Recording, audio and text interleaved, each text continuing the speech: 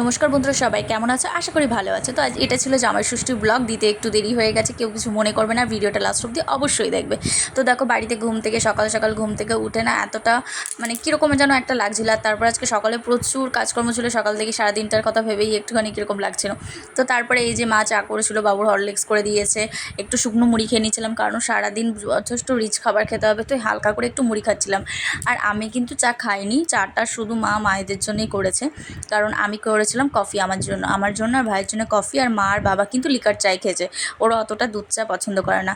আর এই যে ছোট্ট বাবুটা বাড়ি থেকে ওকে একটা যে ওর ল্যাপটপ যে ইটা আছে ওটা এনে দিয়েছিলাম আমি, আর কি ওটাতে লেখাপড়া করছিল। তারপরে যে কাটাকুটিগুলোকে আমি আরম্ভ করে দিলাম। আমি কিন্তু আমার চিলি চিকেনের জোগাড় করছিলাম, মায়ের মাটনের জোগাড়গুলো আমি সমস্ত কিছু রেডি করছিলাম। মা গেছিলো বাজারে বাকি জিনিস যা যা আনতে হবে তাই আনতে, আর আমি এখানে জোগাড় করছিলাম পেঁয়াজ কেটে নিচ্ছিলাম, আদা রসুন, তারপর চুই জাল যেটা মাংসের মধ্যে দেয় আর কি, আলু পটল 5 রকমের যে ভাজা হবে সমস্ত কিছু জোগাড় করে নিচ্ছিলাম। আর তারপরে তো ইলিশ মাছ তো আমার রান্না করা হয়েই গেছে, সকালবেলা আগে উঠেই ওটা চাটা খেয়ে নিয়ে আগে কিন্তু আমি ইলিশ মাছটা রান্না করে সাইড করে, ওটা আগের দিনই আনা ছিল। তো তারপরে করছিলাম চিলি চিকেনের জোগাড়, আর এদিকে তো রাইসটা আর তারপরে বলতে গেলে মা যা বাদবাকিগুলো আনবে সেগুলো কাটাকুটিগুলো মা বাড়ি আসলেই হবে। যেরকম রাইসের জন্য আর কি গাজর, বিনস, ক্যাপসিকাম, যেহেতু আমাদের বাজারটা তো পুরো মানে কাছেই, বাড়ি থেকে উঠলেই আর কি বাজারটা, তো সেই কারণে মা গিয়ে বলেছে সকালবেলা গিয়েই নিয়ে আসবো, খুব একটা দেরি হবে না। আর বড় ওভেনে রান্না বসালে বেশিক্ষণ সময়ও লাগে না, খুব তাড়াতাড়ি হয়ে যাবে।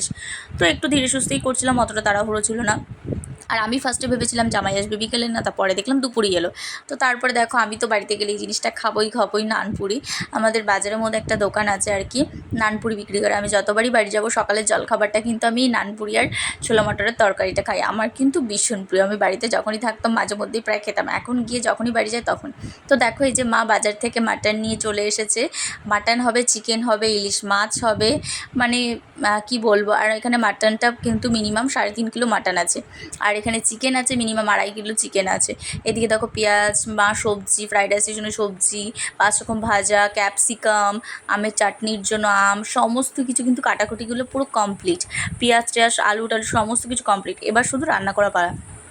আর রান্নাটা আমি এদিকে, মা এদিকে বাইরে যে ওভেন আছে আমাদের, একটা না দুটো ছোটো ছোটো ওভেন আছে আর কি, মা বারান্দায় বসে রান্না করছে আর আমি গ্যাসের কাছে বসে বসে রান্না করছি।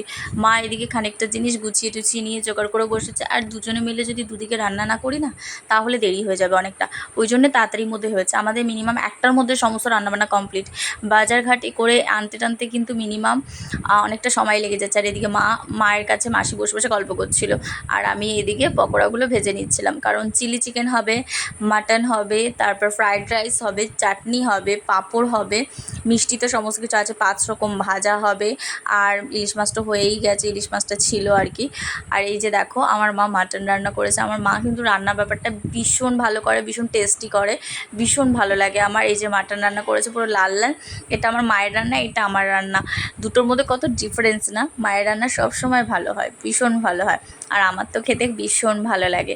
তো এইদিকে ছিল এই যে আমের চাটনিটাও কিন্তু আমার ভীষণ ভালো লেগেছে, বেশ আমি টকটক ঝাল করে করি, অসাধারণ লাগে। আর এইদিকে দেখো রাইস মোটামুটি যা করেছে, রাত্রেবেলারও রান্নার কোনো প্রশ্নই ওঠে না।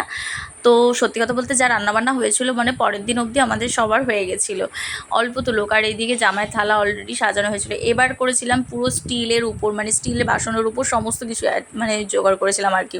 আর এইদিকে জামাই ঢুকছে, আমি ভেবেছিলাম জামাই হয়তো এই গরমের জন্য বিকালবেলা আসবে না, জামাই দেখলাম জামাই ষষ্ঠী কি আর মিস করে, জামাই তো একেবারে দৌড়াতে চলে এসেছে, দুপুরবেলায় এসেছে। তো জামাই ঢুকছে এই যে গরমের মধ্যে, সত্যি সেদিনের গরমটা মুখে বলা যাবে না, এত অসম্ভব গরম। আর জামাই শুধু কিন্তু দই না, জামাই আমটা আনেনি, কারণ এবছর আমাদের গাছে কোনো আম হয়নি, তাই আমটা আনা হয়নি। তো সেই কারণে আম আনা হয়নি বলে তো কী এনেছিল, ও এনেছিল দই। আগের দিন আমি সাথে করে লিচু এনেছিলাম, আর মিষ্টিটাও আনতে মা বারণ করেছিল, যে মিষ্টি এত বেকার এনে কোনো লাভ নেই। মাসি এনেছে, মা এনেছে, আর এনেছিল বাবাদের শার্ট। আর মায়েদের যে গিফটগুলো আছে মায়েদেরগুলো আলাদাভাবে আমি হাতে করে নিয়ে এসেছিলাম। তো সেগুলোকে আর পরে আর দেখানো হয়নি। আর এই যে জামাইকে গুছিয়ে টুছিয়ে ফলটা কেটে দিইনি, এই কারণে গোটা দিয়েছি, ও কাটতে বারণ করেছিল যে দেখো বেকার কেটো না, জিনিসটা নষ্ট হবে। আর মিষ্টিটাই শুধু থালায় সাজিয়ে দিয়েছি, বললো তুমি ফটো মানে এমনি ভিডিও করার জন্য তুমি ফলগুলো থালায় দাও, যা যা এনেছে মা কিন্তু কেটে দিও না প্লিজ। আমি বললাম কিন্তু একটু তো মুখে দিতে হবে, বলছে পারবো না সব খেতে, তো বেকার দিয়ে লাভ নেই। তো এখানে জামাইকে 5 রকম ভাজা দিয়ে ভাত দেওয়া হয়েছিল।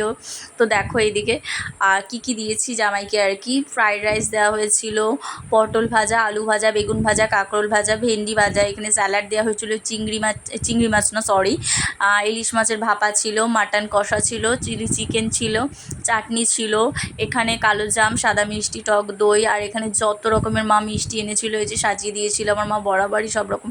আর তার মধ্যে একটা ব্যাপার হয়ে গেছে, আমার সোনাটা রেগে